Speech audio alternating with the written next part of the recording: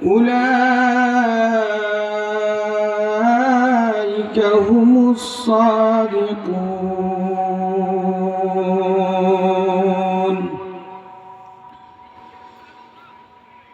সমস্ত প্রশংসা ওই মহান রব্বুল আলামিনের দরবারে,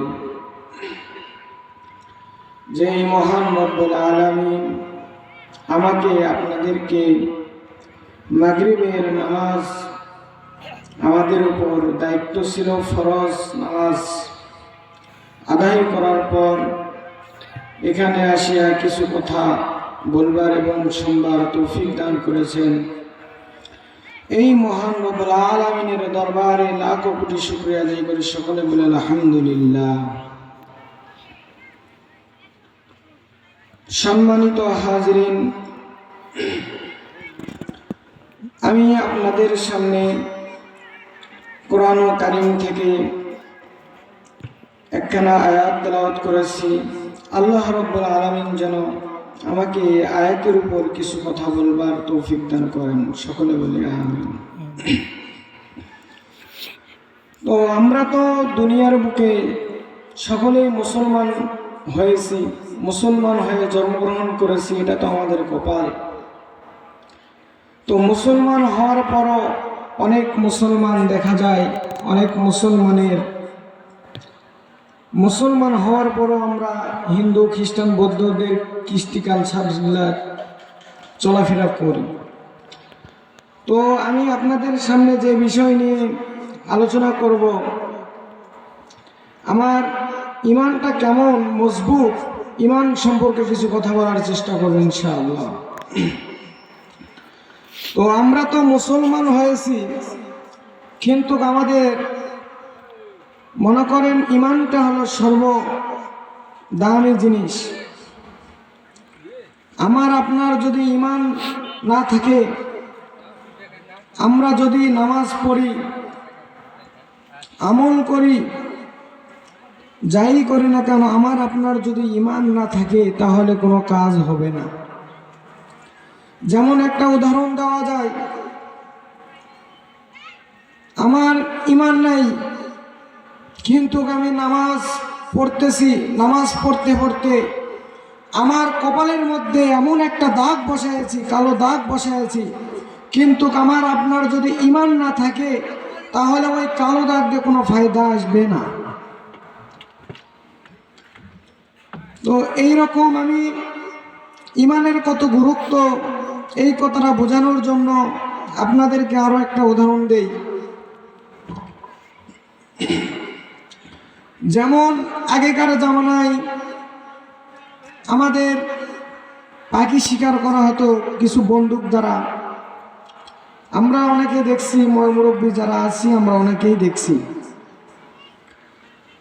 তো ওই পাখি শিকার করার যেই বন্দুকটা ছিল, ওই বন্দুকের উপর একটা গোলাকার চিহ্ন আছে, যেই চিহ্নটাকে বলা হয়, মনে করেন মাক্কি। এই গোলাকার চিহ্নটাকে বলা হয় মাক্কি। তো অনেকের ভাষায় আবার এটাকে বলে নিশান বক্স, অনেকের ভাষায় বলে এটাকে নিশান বক্স। তো আমার আপনার যেই রকম শিকারীরা পাখি শিকার করার জন্য বিল এলাকায় যাইতো, তো ওই পাখি শিকার করার সাকসিয়ত অর্জন করার জন্য ওই ব্যক্তির জন্য তিনটি জিনিস থাকা জরুরি। ওই তিনটি জিনিস যদি না থাকে তাহলে সে পাখি শিকার করতে পারবে না, সাকসিয়ত অর্জন করতে পারবে না। সেই রকম আমরা মনে করেন কালিমা পড়ে মুসলমান হয়েছি, কালিমা পড়ে মুসলমান হয়েছি, যদি আমরা এই কালিমার উপর আমল না করি তাহলে আমাদের এটা সাকসিয়ত অর্জন করতে আমরা পারবো না। তো শিকারীরা যখন পাখি শিকার করা যায়, তবে যাওয়ার পর পাখি শিকার করার পূর্ব মুহূর্তে তাদের তিনটি জিনিস থাকা জরুরি।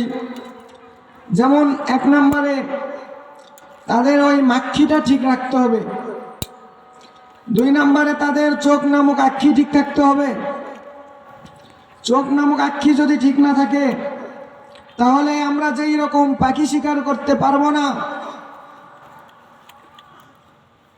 3 নম্বরে মনে করেন এই গাছের ডালে আমরা যেই পাখি নামক জিনিসটা শিকার করব, গাছের ডালে ওই পাখি নামক জিনিসটা বসে থাকতে হবে গুলি লাগার আগ পর্যন্ত। তো মুসলমান ভাইয়েরা, আমরা সকলেই মনে করেন কালিমাটা স্বীকার করছি, আমরা সকলেই কালিমা স্বীকার করছি। আল্লাহ রাসূল হাদিসের ভাষায় বলতেছেন আমরা কালিমা স্বীকার করছি। যেমন 1 নম্বরে বলতেছেন যে ইকরার বিল লিসান, ইকরার বিল লিসান, এটা তুমি জবান দ্বারা স্বীকার করেছো, আমি আপনি জবান দ্বারা স্বীকার করেছি। ইকরার বিল লিসান, জবান দ্বারা আমি আপনি স্বীকার করেছি। 2 নম্বর মনে করেন তাসদিক বিল জিনান, অন্তর দ্বারা আমরা বিশ্বাস করেছি, অন্তর দ্বারা আমরা বিশ্বাস করেছি। কালিমা যেই রকম আমরা জবান দিয়ে স্বীকার করেছি এবং অন্তর দিয়ে বিশ্বাস করেছি। 3 নম্বরে আমরা এবং আমি এবং আপনারা সকলেই 4 নম্বরে রসুলের ভাষায় বলতেছেন আমলে বিল আরকান, আমরা আমলে বিল আরকান, আমরা যে মনে করেন এই কালিমাটাকে স্বীকার করেছি, কালিমাটাকে স্বীকার করার পর আমরা মনে করেন এই কালিমাটা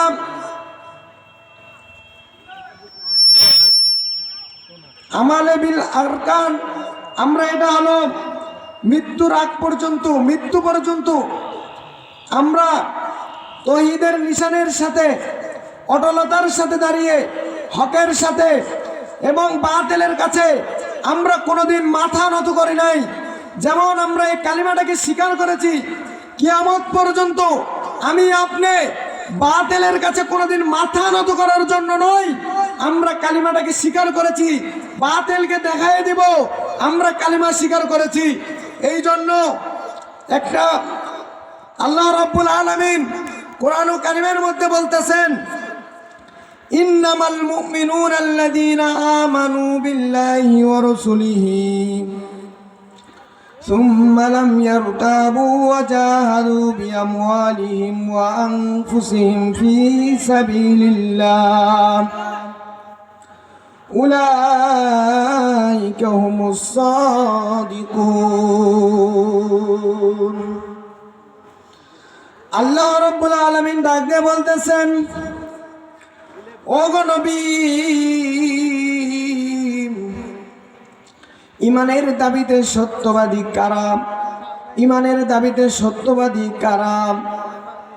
বলতেছেন ইমানের দাবিতে সত্যবাদী তারা যারা আমি আল্লাহর উপর ঈমান এনেছে, আমি আল্লাহর উপর ঈমান আনার পর আপনি রাসূলের উপর ঈমান এনেছে, সুম্মা লাম ইয়ারতাবু, তারপর মাঝখানে কোনো উল্টাপাল্টা কাজ করে নাই, মাঝখানে কোনো সদর বদর কাজ করে নাই, সুম্মা লাম ইয়ারতাবু ওয়া জাহাদু বিআমওয়ালিহিম ওয়া আনফুসিহিম, বলতেছেন যে মাল দিয়ে জান দিয়ে আমি আল্লাহর রাস্তায় জিহাদ করেছে, জান দিয়ে মাল দিয়ে আমি আল্লাহর রাস্তায় জিহাদ করেছে। ও মুসলমান ভাইরা, আমরা তো কালিমা স্বীকার করেছি, কিন্তু দেখেন আজকে অবস্থা, আমাদের এই গ্রামের যুবক ভাইরা কত সুন্দর আয়োজন করেছে। যেমন দেখেন ওয়াজ মাহফিলের আয়োজন করেছে, আমাদের যুবক ভাইদের ঈমান আছে বিধায় তো তারা এখানে গান বাজনার আয়োজন করে নাই, তারা এখানে তো ওয়াজ মাহফিলেরই আয়োজন করেছে। ও যুবক আল্লাহর গোলাম, দুনিয়ার বুকে আমরা এসেছি, আল্লাহ রাব্বুল আলামিন আমাকে আপনাকে মানুষ হিসাবে সৃষ্টি করেছেন। আল্লাহ রাব্বুল আলামিন নবীকে ডাক দিয়ে বলতেছেন ওগো নবী, মানুষ হিসাবে যারা জন্মগ্রহণ করলো তাদেরকে আপনি বলিয়া দিন, আপনি তাদেরকে বলিয়া দিন যেন যে আমি আল্লাহর রাস্তায় ডাক দেওয়ার কারণে আহ্বান করেছি, আমি আল্লাহর রাস্তায় আহ্বান করেছি, সেখানে তারা সঙ্গে সঙ্গে হাজির হয়েছে, আহ্বানে সাড়া দিয়েছে, আমি আল্লাহর ডাকে সাড়া দিয়েছে, তাদের জন্য আমি 2টি পুরস্কার রেখেছি। কয়টি পুরস্কার রেখেছে? 2টি পুরস্কার। 1 নম্বরে বলতেছেন যে ব্যক্তি আমি আল্লাহর ডাকে সাড়া দিয়েছে তার জীবনের সমস্ত গুনাহ খাতা আমি মাফ করে দিব। 2 নম্বরে বলতেছেন, 2 নম্বর বলতেছেন আমি তাকে জান্নাত দান করব। ও দুনিয়ার মুসলমান, একটু দেখেন, চিন্তা করে দেখেন, আপনাদের সামনে একটা ছোট্ট শিশু সাহাবীর ঘটনা আমি তুলে ধরি। যেমন দেখা যায় একটু ছোট সাহাবী ছিল, শিশু সাহাবী, বালক সাহাবী। ওই ছোট্ট শিশু সাহাবীর বাবা ছিল একজন গরিব। ওই শিশু সাহাবীর বাবা ব্যবসা করত, বাইরের রাষ্ট্রে ব্যবসা করার জন্য যাইতো। যখন ওই ছোট্ট শিশু সাহাবীর বাবা বাহিরে ব্যবসা করার জন্য চলে গেল, 3 দিন হয়ে গেল, 4 দিন হয়ে গেল, এমন তো অবস্থায় ওই ছোট্ট সাহাবী তার মাকে ডাক দিয়ে বলতেছেন, মা গো, আমার বাবা 3-4 দিন হয়ে চলে গেল, আমার বাবা যাওয়ার পর আমি ভালো মন্দ খাবার এখনো চোখে দেখি নাই, ভালো মন্দ খাবার আমি খাইতে পারি নাই। যখন এই ছোট্ট সাহাবী তার মাকে ডাক দিয়ে বলল, মা গো, আমি আজ বহুদিন ধরে ভালো খাবার খাইতে পারি নাই, তখন ওই সাহাবীর মা ডাক দিয়ে বলতেছেন, বাবা গো, তোমার বাবা যখন আসবে, আসার পর তোমার ভালো মন্দ খাবারের আয়োজন করবে, তোমার ভালো মন্দ খাবারের ব্যবস্থা করবে। যখন ওই ছোট্ট সাহাবীর মা ডাক দিয়ে এই কথা বললেন, কিছুক্ষণের মধ্যে গেটে এসে লক করলো। ওই ছোট্ট সাহাবীর বাবা যখন আসে হাজির হলো, ওই ছোট্ট সাহাবী দৌড়ে যায়, বলতেছেন, বাবা মনে হয় আমার জন্য ভালো ভালো খাবার আনছে। যায় যখন দেখলো ওই ছোট্ট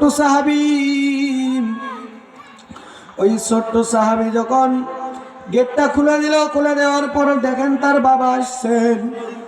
তার বাবা আসার সঙ্গে সঙ্গে তার বাবাকে বলতেছেন, বাবা গো, আপনি যাওয়ার পর থেকেই আমি ভালো মন্দ খাবার চোখে দেখি নাই, আমি ভালো মন্দ খাবার খাই নাই, ভালো মন্দ খাবার খাই নাই। যখন তার বাবা এই কথা শুনলো, শোনার পর সঙ্গে সঙ্গে তাকে বলল যে, বাবা, আমি আজকে তোমাকে এমন একটা খানা খাওয়াবো, এমন একটা জিনিস দেখাবো, এই জিনিস দেখার সঙ্গে সঙ্গে তোমার খানা খাওয়ার প্রয়োজন হবে না।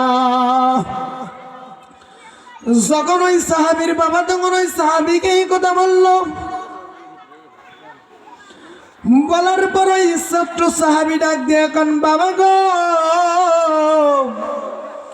তাড়াতাড়ি চলো, তাড়াতাড়ি চলো, আমি ওই জায়গায় যাইতে চাই, আমি ওই জিনিসটা দেখতে চাই। যখন ওই সাহাবী বলল তার বাবাকে, বলার পর ওই সাহাবীর বাবা ডাক দিয়ে যখন ওই সাহাবীকে নিয়ে যাইতে ধরলো, যাওয়ার সময় ওই সাহাবীর মা ডাক দিয়ে বলতেছে, বাবা গো, একটু দাঁড়াও, একটু দাঁড়াও, আমি তোমাকে একটা জিনিস দেখবো, আজকে আমি তোমাকে জান্নাতের টিকিট দেব, আজকে আমি তোমাকে জান্নাতে পৌঁছাবো। তার মা যখন এই কথা বলল, তখন তো ওই ছেলে দাঁড়ায় গেল, এবং তার বাবাও দাঁড়ায় গেল এবং এই সন্তানকে তার মা ঘরে ডাক দিয়ে নিয়ে গেল। নিয়ে যাওয়ার বলতেছেন, মা গো, তুমি আমারে ঘরে কেন ডাক দিলা, ঘরে কেন ডাক দিয়ে নিয়ে আসলাম? ওই ছোট্ট সাহাবীর মা ডাক দিয়ে বলতেছেন, বাবা গো, আমি তোমাকে ঘরে এনেছি, আমি যেন আজকে রাতে একটা স্বপ্ন দেখেছি, যে আমি স্বপ্নে দেখতেছি যে আমি তোমার হাতে একটা ছুরি তুলে দিছি, আমি তোমার হাতে একটা তরবারি উঠাইয়া দিছি, তুমি এই তরবারির মাধ্যমে তুমি জান্নাতে যাইতে পারবা, আমি এটা স্বপ্নে দেখতেছি। যখন ওই সাহাবী এই কথা শুনলো, সঙ্গে সঙ্গে তার মা ঘর থেকে তাকে একটা ছুরি এনে দিল। ছুরি এনে দেওয়ার পর ওই ছোট্ট সাহাবীটা ছুরি নিয়ে তার বাবার সঙ্গে যাইতে ধরল। যাইতে যাইতে এক পর্যায়ে তার বাবা তাকে এমন এক ময়দানে নিয়ে গেল, রে যুবক। নিয়ে যাওয়ার পর দেখতেছেন এই ময়দানের মধ্যে হযরত মুহাম্মদ মুস্তাফা সাল্লাল্লাহু আলাইহি ওয়াসাল্লাম এইরকম একটা জনসভার মধ্যে কিছু কথা বলতেছেন এবং শুনতেছেন। এখানে অনেক বড় বড় সাহাবীগণেরা আছেন। তো ওই বাবা যখন ওই ছোট্ট শিশুকে, যখন ওই ছোট্ট সাহাবীকে যখন তার বাবা নিয়ে গেল, ওখানে নিয়ে যাওয়ার পর ওই ছোট্ট সাহাবী আল্লাহর রাসূলকে দেখার সঙ্গে সঙ্গে তার পেটটা ভরে গেল, তার খানার কথা ভুলে গেল। তো খানা খাওয়ার কথা ভুলে গেল। বলতেছেন, বাবা, আমার আর খাওয়া দাওয়ার প্রয়োজন নাই, আমার আর খাওয়া দাওয়ার প্রয়োজন নাই। যখন ওই ছোট্ট সাহাবী ওই মজমার মধ্যে ঢুকলো, ঢুকার পর ওখানে দাঁড়াইয়া যখন আল্লাহর রাসূলের দিকে চেহারা পড়ল, তখন ওই ছোট্ট সাহাবী তার বাবাকে বলতেছেন যে, বাবা গো, আমি ওই তোমার চাইতেও আমি ওই নবীকে বেশি মহব্বত করি, আমি তোমার চাইতেও হযরত মুহাম্মদ মুস্তাফা সাল্লাল্লাহু আলাইহি ওয়াসাল্লামকে ভালোবাসি। যখন ওই ছোট্ট সাহাবী এই কথা বলছেন, বলার সঙ্গে সঙ্গে ওই ছোট্ট সাহাবীর কথাটা আল্লাহর রাসূল কোনোভাবে জানতে পারছেন। আল্লাহর রাসূল যখন এই কথাটা জানতে পারলেন যে এই ছোট্ট সাহাবী বলছেন যে তার বাবার চাইতেও নাকি আল্লাহর রাসূলকে বেশি ভালোবাসেন। তো যখন ওই সাহাবী এই কথা বলছেন, আল্লাহর রাসূল সঙ্গে সঙ্গে ওই সাহাবীর পরীক্ষা নেওয়ার জন্য ওই সাহাবীকে ডাক দিয়ে বলতেছেন, ও শিশু সাহাবী,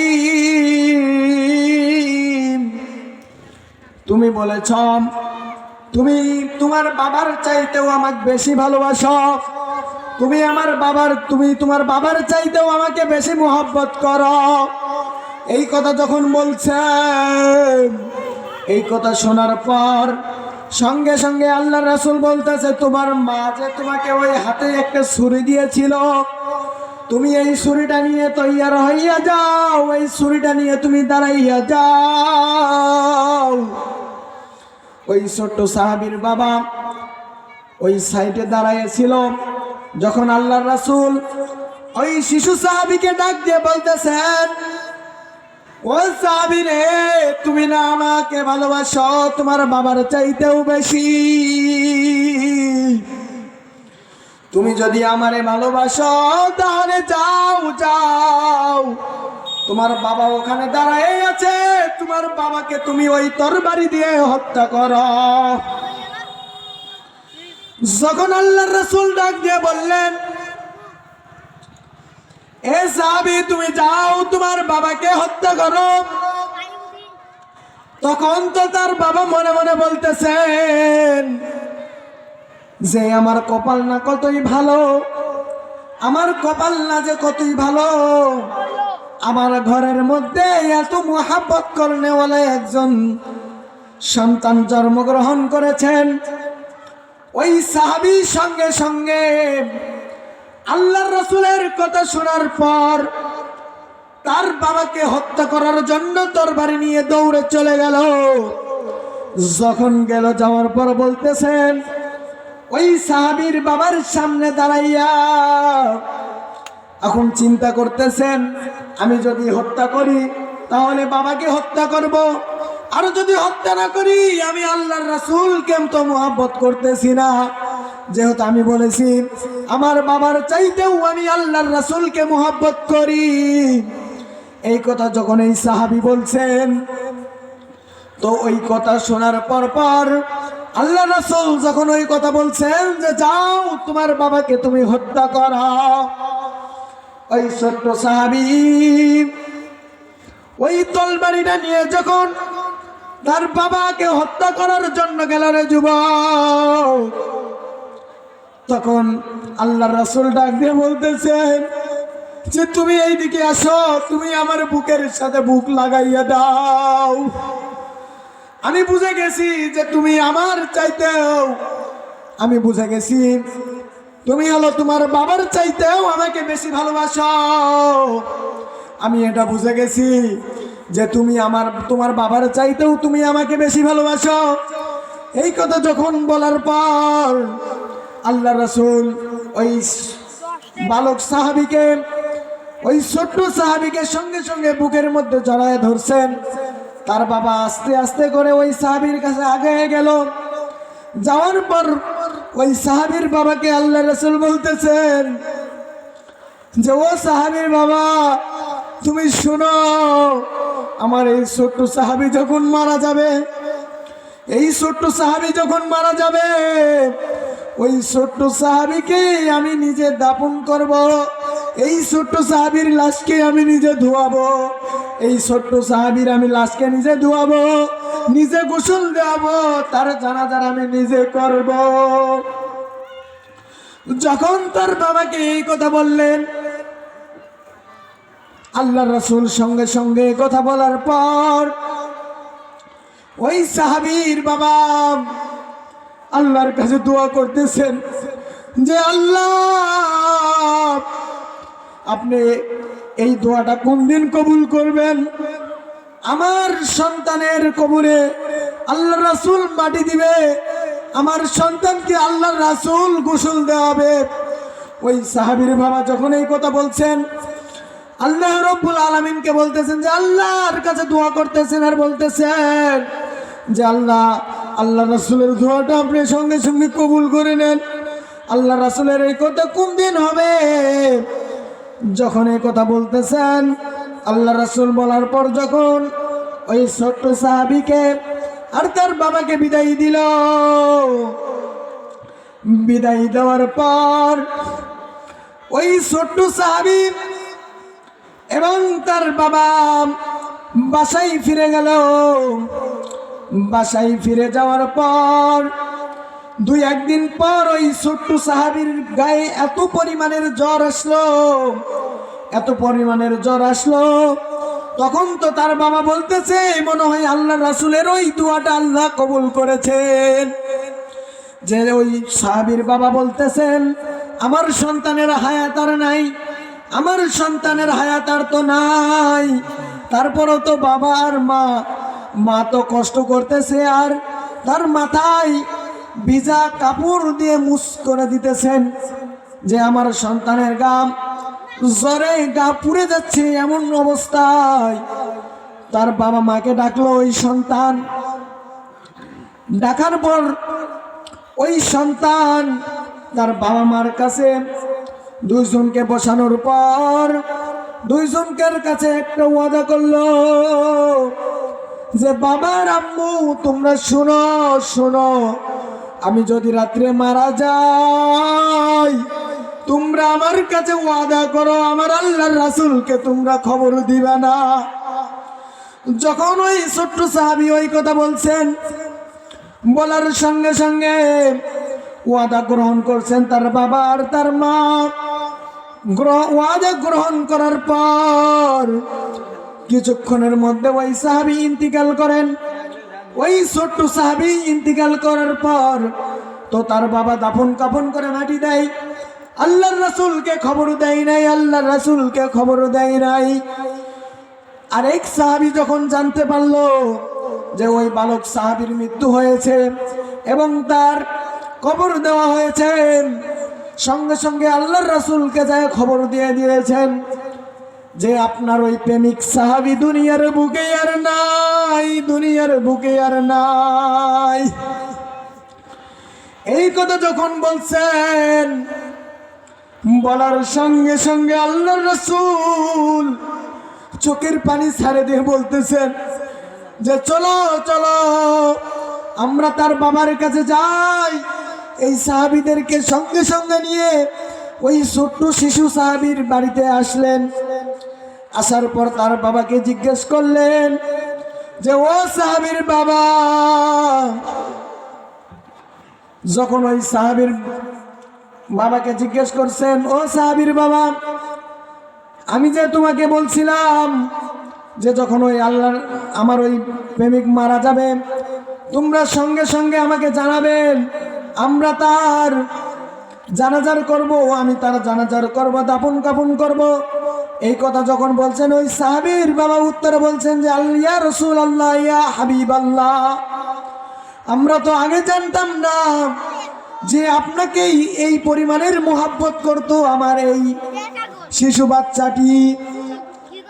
যখন এই কথা বলতেছেন আমার ওই ছেলে মৃত্যুর আগ পর্যন্ত আপনাকে মোহাব্বত করছে এবং আপনার কথা বলছেন যে পাশে হলো আপনার শত্রুর বাসা, যদি আমার ছেলে রাতে মারা যায় তাহলে আল্লাহ আপনাকে খবর দিতে নিষেধ করেছেন। এই কথা যখন বলছেন, এই কথা বলার পর আল্লাহ রাসূল এগুলো সব কথা শুনছেন।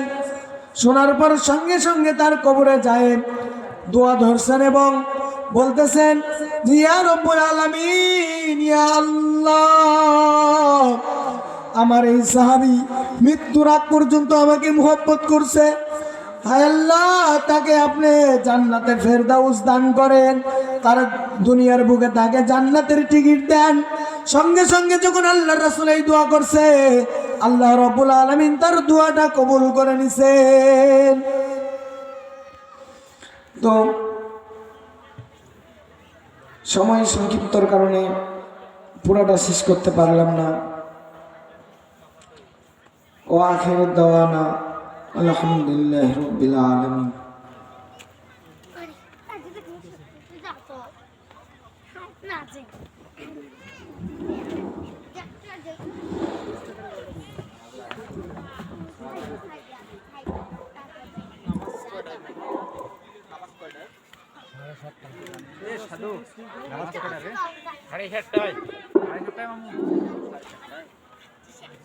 মাশাআল্লাহ, আলহামদুলিল্লাহ, অত্যন্ত গুরুত্বপূর্ণ আলোচনা করলেন হাফেজ মাওলানা মোহাম্মদ শাকির হাসান ওবাইদি। সম্মানিত উপস্থিতি, আপনারা যারা এই দেশে ঘোরাফেরা করতেছেন, আমরা এসে জান্নাতের বাগানে বসে যাই। মুহতারাম হাজিরিন, এ পর্যায়ে আপনাদের সামনে মূল্যবান বয়ান পেশ করবেন সুদূরের চট্টগ্রাম থেকে আগত হাফেজ মোহাম্মদ আরাফাত হোসেন দিনাজপুরি। হাফেজ মোহাম্মদ আরাফাত হোসেন দিনাজপুরি।